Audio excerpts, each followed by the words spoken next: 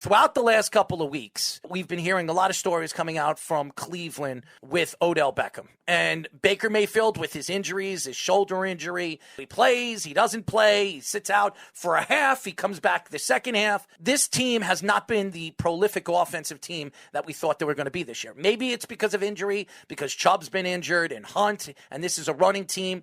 Or maybe it's just Odell Beckham now healthy in the lineup and really ruining the chemistry of this team.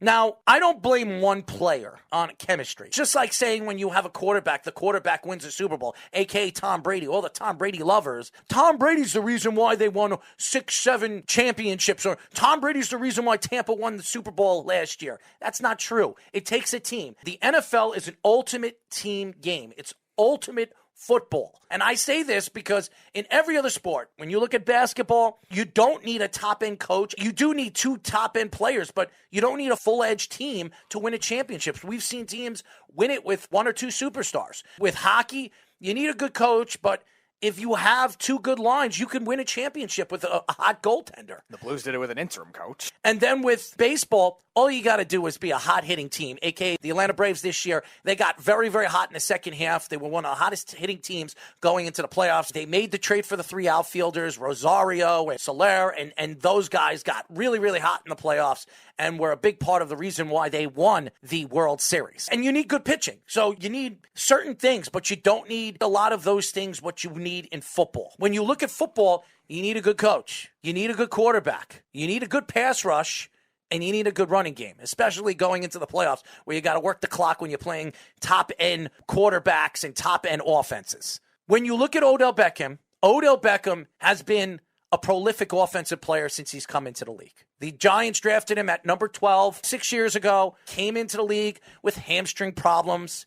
It took him like 4 or 5 games before he stepped on the field. Giant fans were also curious about what he was going to do. And then he made that unbelievable catch against the Cowboys that changed everything, changed who Odell Beckham was. When they were comparing him to Jerry Rice and Terrell Owens. And he really didn't even do what he was supposed to do to be even compared to these guys. Now you look at Odell Beckham. He went to Cleveland. He was traded for a first round. 1-3 and Jabril Peppers. Yeah, Jabril. Well, really, it was 2 first rounds because Jabril Peppers was a first round pick. Yeah, even though he shouldn't have been. But he was. So he was traded for like 2 first round draft picks and a 3rd round pick. He goes over there to Cleveland, and he barely stayed healthy. He had really 1.5 good seasons over there in Cleveland in the 4 years that he was there. He had so many injuries. He couldn't get along with the quarterback. And I don't want to hear from anybody saying that him and Baker Mayfield were getting along.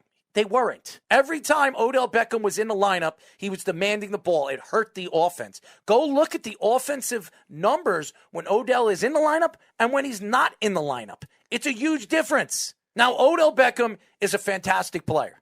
He can change the outlook of an offense. The problem with Odell is if Odell doesn't see the ball, he doesn't touch the ball, or there's a problem in the offense that he doesn't like, there is a complaint. There's something that happens in the locker room. Jarvis Landry had to move his locker away from Odell Beckham. These guys have been best friends since LSU. They were roommates in LSU, and they couldn't even sit next to each other. They couldn't even talk to each other this past season. That is alarming when you think about what Odell Beckham is and what he has been in the league. Now, has he done anything off the field to get himself into trouble like Deshaun Watson? No. He lost his $15 million ring in a lake. Or something like that. That was Julio Jones. No, it was Odell Beckham. Odell too? Oh, no, wow. I think he lost his ring at a concert or something. Okay. And that was a huge story, and he was trying to get it back. And now the Rams, they make the move. I thought it was the Green Bay Packers. The Rams make this move. Now, what does this state about the Rams? If the Rams don't win the Super Bowl this year with Odell Beckham, Von Miller, Matthew Stafford, Aaron Donald, and Jalen Ramsey, you have a prototype of 5 superstars. Von Miller, he's not an ultimate pass rusher anymore, but he's a great pass rusher. He's still a star. Odell Beckham is still a star. Matthew Stafford is still a star. And we know what Ramsey and we know what Donald is. They're stars. With all this star power, if they don't win the Super Bowl this year or even go to the Super Bowl, McVay's going to be looking for another job. And I don't want to hear about Odell Beckham and all these Odell Beckham fans here in New York saying, well, it wasn't Odell Beckham's fault or why Baker Mayfield couldn't get him the ball. It wasn't Odell Beckham's fault that the offense of Cleveland wasn't prolific like we thought it was going to be. Yes, it was. The guy, every time he stepped on the field, demanded the ball. His father had to open his mouth on Twitter, and this is what really started the beef, why the Cleveland Browns wanted to get rid of him. Because his father can't shut up. Odell can't shut up on social media. His girlfriend doesn't shut up on social media. When all the dominoes fall, his whole team, his whole camp has something to say, not only about Baker Mayfield, which his girlfriend did, not only about the ownership, which Odell has said, or not even about the team as a whole, which his father has said. Every single thing that we have heard through social media comes from his camp, not the Browns, not Baker Mayfield's camp, not Jarvis Landry's camp, not even Nick Chubb, who's one of the quietest players in the NFL. That is a problem. And now he's going to a Rams team that has a lot of firepower, a lot of leadership, a lot of big heads. And Odell's not going to go over there and tell Aaron Donald how things work in the locker room. He's not going to go there and tell Jalen Ramsey how things work. And he's definitely not going to go there and tell Cooper Kupp, who's a very quiet guy, who's the best wide receiver right now in the NFL, this is what we're going to do, and this is how we're going to do it, and you're going to listen to me, because that's not going to happen. And I'm telling you right now, that's not how Matthew Stafford plays either. No, the Browns made the right decision here in terms of putting their coach and their quarterback first. They're winning with those guys. Stefanski's been a very good coach since he's come into the league, and Baker Mayfield's been a good, not great, good quarterback since he's come into the league, which the Browns obviously have not had for years. They had the quarterback graveyard, and it's a running back tight end offense. They were sticking to what's winning. That kind of scheme, their kind of offensive play calling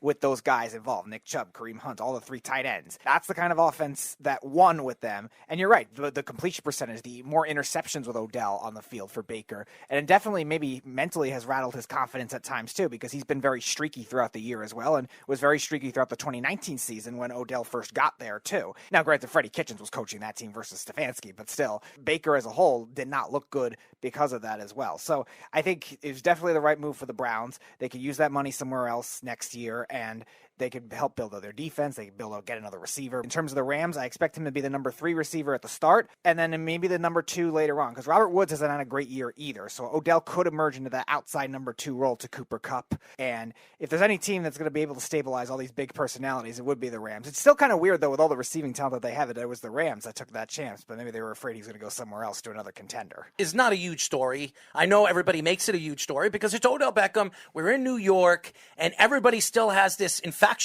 that he was going to come back here. He was going to pick the Giants to come back to. I've heard it from so many Giant fans. Oh, I think he might come back to New York. And I know he's a free agent next year. There is no way in hell he's coming back to the New York Giants after the Mara family. Everybody ran him out of New York for what he was doing off the field and on the field. He didn't do anything bad off the field, but there were things that he was saying about the organization, the coaches, that really pissed the organization off. And the players, by the way. Well, the coaches weren't the brightest either. No, he said some things about the players, too. Odell Beckham is beloved, not only from the Giant fans. A lot of Jet fans love Odell Beckham, too. I've seen a bunch of Jet fans wearing Odell Beckham jerseys in the last few years. Odell Beckham could be a huge piece or a very sour piece for the Rams moving forward. Does this benefit the Rams? If they could figure out how to get Odell Beckham to do what they need him to do in the open field and make him play the game that we expected him to play with the Browns, then he's as dangerous as any wide receiver in the NFL. And I don't believe they will. I can't see Odell Beckham changing his mind and his personality when he goes to the Rams. I know he wants to be in LA. He's been wanting to go back to a big marketplace, and LA is a big marketplace, New York and LA, the 2 biggest markets in the world. But him going over to a big market with a quarterback that is very quiet, he doesn't say much, he knows how to control the huddle, and he knows how to control this team. Then you have a Sour Patch Kid who comes in there and is going to stick his 2 cents into the offense. It could cause a lot of problems moving forward for this team and this offense. As far as this Aaron Rodgers thing, I know a lot of people don't like Aaron Rodgers. They don't like his personality. They don't like the fact that he would rather host Jeopardy than play football. Who knows what Aaron Rodgers is thinking in his head? Aaron Rodgers spoke on a show on Mad Dog Radio, the McAfee show, and he spoke about the whole immunization thing that he said, the thoughts behind it on the whole vaccination, and he apologized. Now, Aaron Rodgers is not a soft-spoken guy. He never was. He speaks from his heart, and he doesn't care what people think. When he spoke on the McAfee show, he pretty much told you what people wanted to hear. They wanted an apology. He apologized. What more do you want this man to do? Now, I don't believe players should be forced to be vaccinated. But also, if the NFL and the players' union agreed to certain specifics that if you're not going to get the vaccination, aka Lamar Jackson, you have to wear your mask in front of the press. You have to wear your mask when you go out in public, especially working for the NFL as an organization, a multi-billion-dollar industry. He was wrong about that.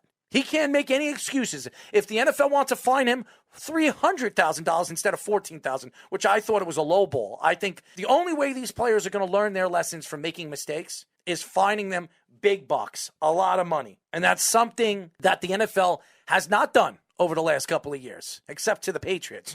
I think when you look at the big picture with Aaron Rodgers, was he wrong? As far as the lying situation and saying that he was immunized and he knew that he wasn't vaccinated, he was wrong. But once he apologizes and he speaks up and he says he's sorry, I don't know what more anybody wants him to do. What do you want him to send you $5,000? Each person that he upsetted, $5,000 of his money just to make you happy? He's not going to do that. He's an NFL player. Of course, he's going to be the poster boy to this because he's the biggest superstar in the league. If not him, Tom Brady. Those are the two big superstars and the faces of the NFL. Is it wrong to say that Aaron Rodgers really was attacked by the NFL, really was attacked by the Players Union? And the answer is yes. Well, right now he's going to be singled out because he's the first case of it. Him and no, Alan he isn't. Lazard was. Yeah, I was just saying him and Alan Lazard are the first ones. And I think the Packers, because they were finding as an organization, there's going to be more players that come out. 5,000 players in the NFL. You don't think 5,000 players were hiding that they got vaccinated? That's what I'm saying. Right now he's going to be the one singled out for the time being until there's somebody else that ends up being caught with it. There are different cases where a team have a larger amount of vaccination statuses.